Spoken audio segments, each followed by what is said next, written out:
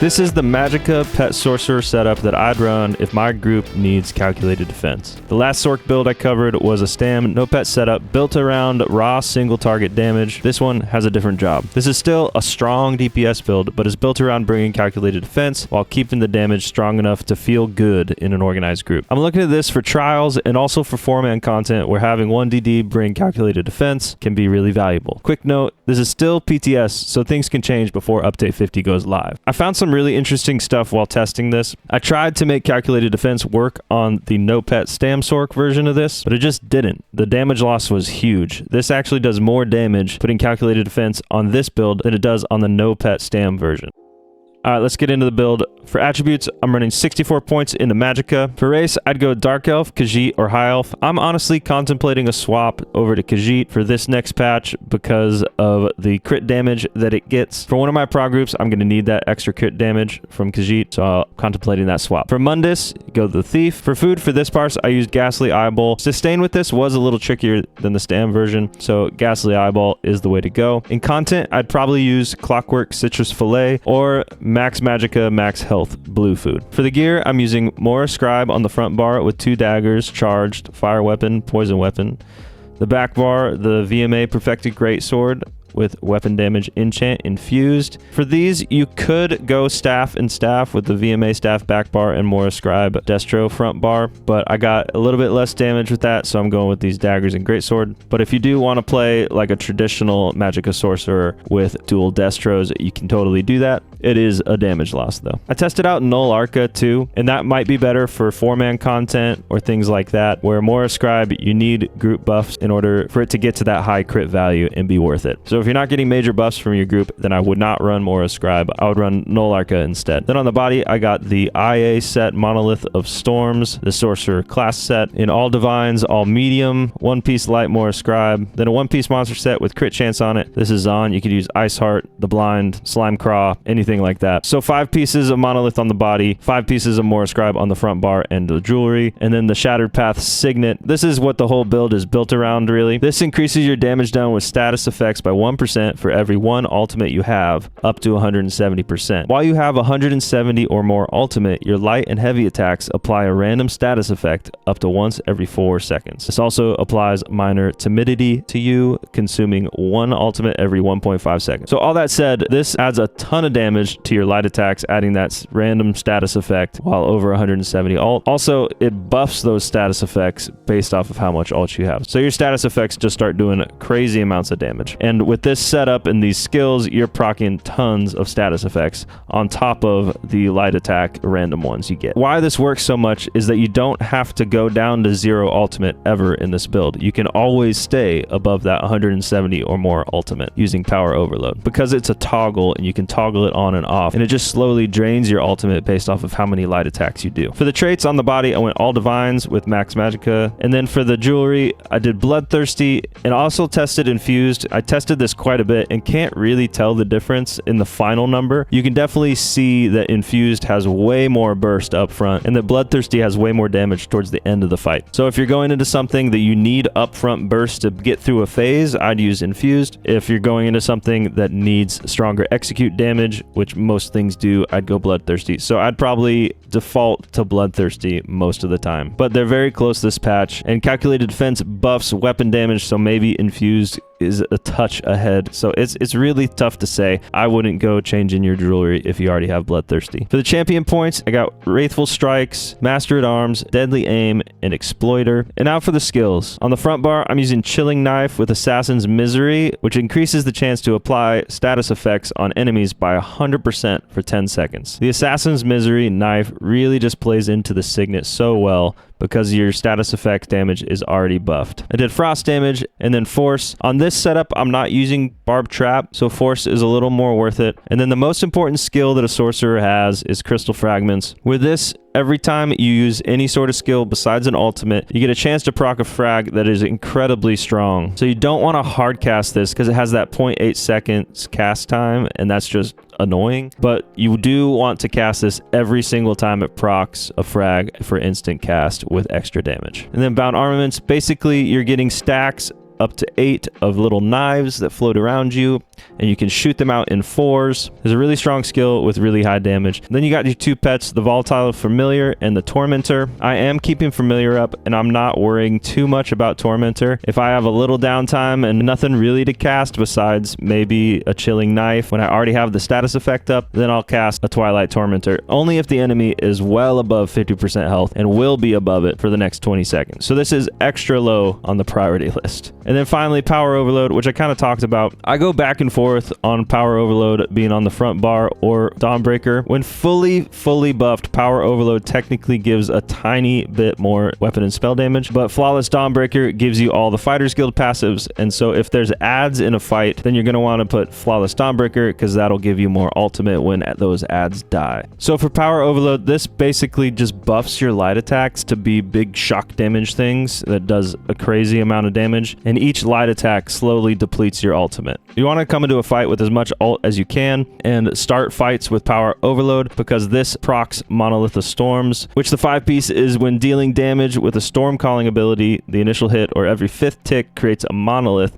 near the enemy for 10 seconds, up to 1 every 1 second, up to 3 total. Your monoliths within 28 meters of one another linked together, dealing 4,072 shock damage. So let me show you what those monoliths look like. Any storm calling ability will proc one. That's what it looks like. And then basically they chain together. You can get 2 of them and see the little blue bar between them. Anything touching that or near that gets damaged.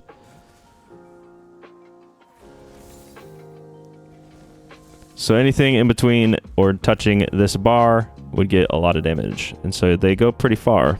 And then on the front bar, I have Stampede, which is just a great AoE. It costs Stam, which is nice to kind of split up the stuff so you don't run out of magicka. And this works great with the Maelstrom Greatsword, which when you use Stampede, you get 18 seconds of 12% more damage on your direct damage skills, which almost all your damage is direct damage. So this is a really strong thing here. Like I said earlier, you could switch out the Greatsword for the VMA Destro Staff and run Wall of Elements here. That will be a slight damage loss. It will cost magicka and be pretty hard to sustain. And then Liquid Lightning, this isn't a great AoE. It's pretty low damage, but it procs monoliths. And then Hurricane, this is another way to proc monoliths, but this is actually a really good AoE damaging skill. The damage grows over time, so you don't want to recast this early, and it also gives you Major Resolve, Minor Expedition. So this skill is just stacked. I love it.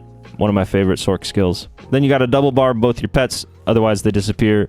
And then I have Power Overload on the back. For this parse, I used Heroism Pots, which I don't think is necessary because you can't gain ultimate while you are toggled on with Power Overload. So if you want to switch back and forth mid-fight from Tripots to Heroism Pots, you can.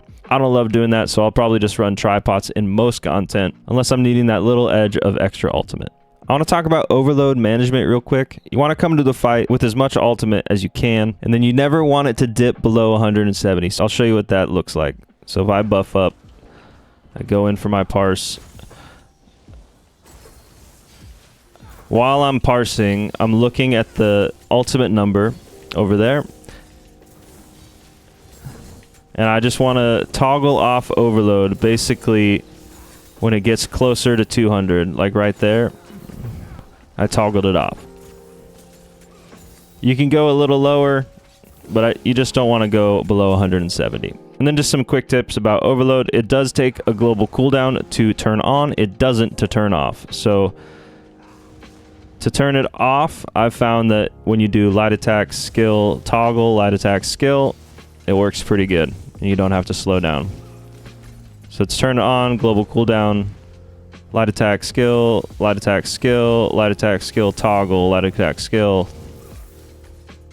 Alright, I'm going to try to talk in parse and show you my opener. I start with both my pets out, get 8 stacks of bound armaments, remove that guy, make sure overload is going, Tormentor, Familiar, Hurricane go in, Crit Surge, Liquid Lightning, swap, and then you're in your rotation priority now, which I will get to in a second. And I'm watching that ultimate number over there to make sure it doesn't dip too low. And around 200, I will turn it off. One more, turn off. So I turned it off at 185. There we go. So for the rotation, I like to just think about it as a priority system. It's one of the things that makes Sorc just so fun is that you don't really know exactly what you're going to press until you have all the information right in front of you and it's split-second decision making. So first priority over everything is a procced crystal frag. That means the instant cast extra damage version, not the hard casted with a 0.8 second cast time. Basically, this does so much damage that it takes priority over literally everything. If you have a procced frag, cast it. You don't want to be casting other skills while you have a procced frag because then you miss a chance to proc another frag. The next priority is bound armaments if you're going to go over cap. So you just don't want to miss stacking a light attack. Then after that, you got Stampede because of how it interacts with your great sword and gives you that 12% extra direct damage. Then Hurricane, which does pretty good damage on its own, and the damage keeps ramping up, so you don't want to recast this early. You also get Major Resolve and Minor Exposition. This is just a really, really great skill, and it also procs your monoliths. And then Liquid Lightning. This is not a super great AoE. It's okay. Basically, this is slotted just to proc more monoliths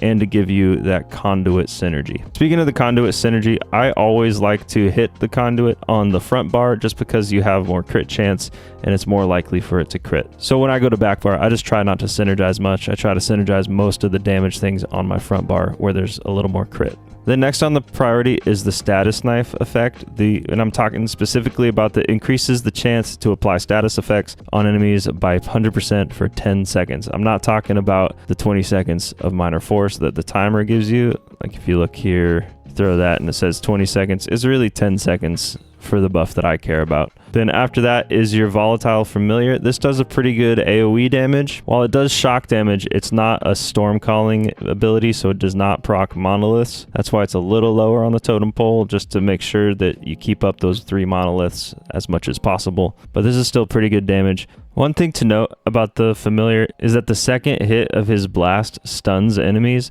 which can be really, really frustrating for a tank when they're trying to chain in adds or move things around if there's a bunch of things that are stunned. One of the things I like to do is make sure I have a dismiss pet keybind. That way, if they're doing weird, annoying things, I can just get rid of them. And that's from LUI for me. So if I accidentally come over here and I'm about to stun them, I can just boop, delete. And then after the Familiar, you have your Bound Aegis at 4 stacks. Then you have your spammable Chilling Knife. And then at the absolute bottom of the totem pole of priority is Twilight Tormentor. In my highest parse that I actually didn't recast this after pre-buff at all. So really you don't have to mess with this. If you're moving or in a fight where you're not doing damage to something for a second, you can cast it. Just so you're basically pre-buffing for when you get back to dealing damage. Okay, where would I use this setup? I'd use this in almost any trial that needs a Sorc with calculated defense. This has a little bit more AoE than the other sorcerer build I put out because of that Volatile Familiar, but really not too much more. It's still pretty single target heavy. But I would probably switch to the Stam version if there was a tank or something already bringing calculated defense or a different Sorc bringing calculated defense. I would go ahead and switch over to the Stam version and run Static Reverberation just because it is so much damage. I'd actually use this also in 4-man content. I'm considering having one of RDDs run this in my 4-man group because getting 6% more weapon and spell damage for the group is just really good. So if nobody else is bringing calculated defense, this is a great thing to do. My final verdict, the single target Stam no pet version is definitely more damage overall, but this is really, really good for a support setup. It does strong damage and it brings really great group value. So that's it. That's the build. Thanks so much for watching. I'll catch you in the next one. Peace.